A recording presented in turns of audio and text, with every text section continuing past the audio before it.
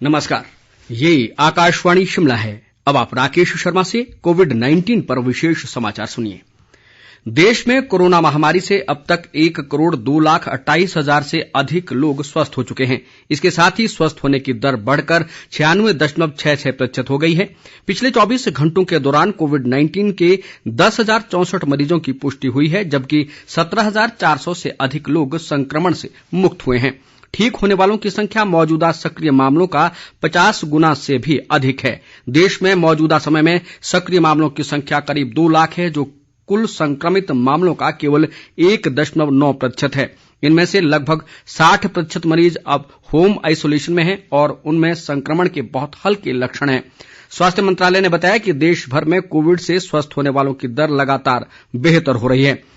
मंत्रालय के अनुसार चिकित्सा सुविधाओं को बढ़ाने, केंद्र द्वारा जारी दिशा निर्देशों का राज्यों और केंद्र शासित प्रदेशों द्वारा कड़ाई से पालन करने सहित चिकित्सा क्षेत्र से जुड़े कर्मचारियों व अग्रिम पंक्ति के कार्यकर्ताओं द्वारा की गई निस्वार्थ सेवा के कारण ये संभव हो पाया है। स्वास्थ्य मंत्रालय ने यह भी कहा कि देश में संक्रमण से मरने वालों की संख्या में कमी आई है और अब ये 1.44% रह गई है। प्रदेश में कोरोना संक्रमितों की संख्या में लगातार कमी दर्ज की जा रही है और अब राज्य में सक्रिय मामलों की संख्या घटकर 545 रह गई है। प्रदेश में आज अभी तक केवल शिमला जिला से ही एक नए मामले की पुष्टि हुई है, जबकि 80 लोग इस दौरान स्वस्थ हुए हैं। प्रदेश में कोरोना के कुल मामलों की संख्या 56,979 तक पहुंच गई है, जिनमें से 55,463 लोग स्वस्थ हो चुके हैं। प्रदेश में कोरोना से अब तक 955 लोगों की मृत्यु हुई है।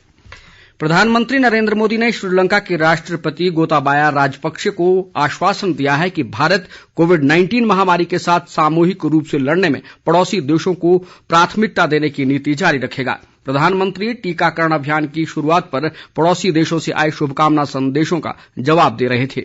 इससे पहले एक ट्वीट में श्रीलंका के राष्ट्रपति गोताबाया राजपक्षे ने कोविड-19 वैक्सीन के सफलतापूर्वक जनता तक पहुंचाने पर प्रधानमंत्री नरेंद्र मोदी को बधाई दी और पड़ोसी देशों के प्रति उनकी उदारता की सराहना की।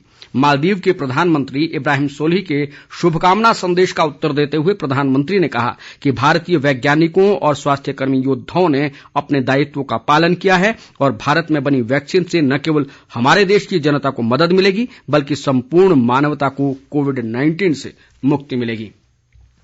केंद्रीय स्वास्थ्य मंत्री डॉक्टर हर्षवर्धन ने कल विश्व स्वास्थ्य संगठन के कार्यकारी बोर्ड के 148वें सत्र की अध्यक्षता करते हुए कहा कि कई देशों में कोविड-19 के टीके सफलतापूर्वक बनाए जा रहे हैं। उन्होंने कहा कि वर्ष 2020 विज्ञान वर्ष के रूप में मनाया गया और अब वर्ष 2021 वैश्विक एकजुटता और अस्तित्व का वर्ष होगा। उन्होंने कहा कि इस वर्ष हम वैज्ञानिक जानकारी और सर्वोत्तम परंपराओं का पालन करते हुए महामारी को रोकने, इसे कम करने और पराजित करने के लिए अंतर्राष्ट्रीय सहयोग कर रहे हैं।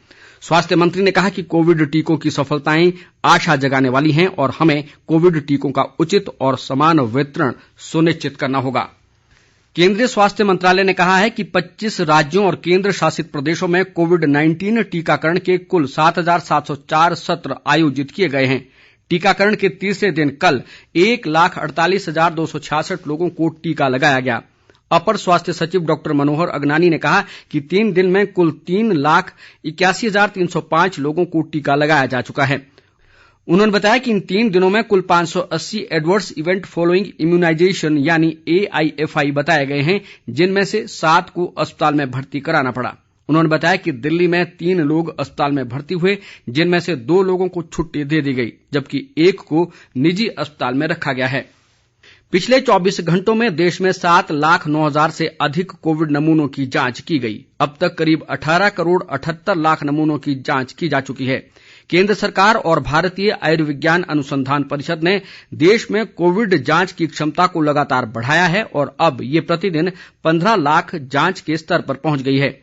देश में अब 2,339 प्रयोगशालाओं में कोविड नमूनों की जांच की जा रही है। इनमें 1,207 सरकारी और 1,132 निजी प्रयोगशालाएं हैं। इसी के साथ ही समाचार बुलेटिन समाप्त हुआ। हमारा अगला समाचार बुलेटिन आप सुन सकते हैं शाम 6 बजे। नमस्कार।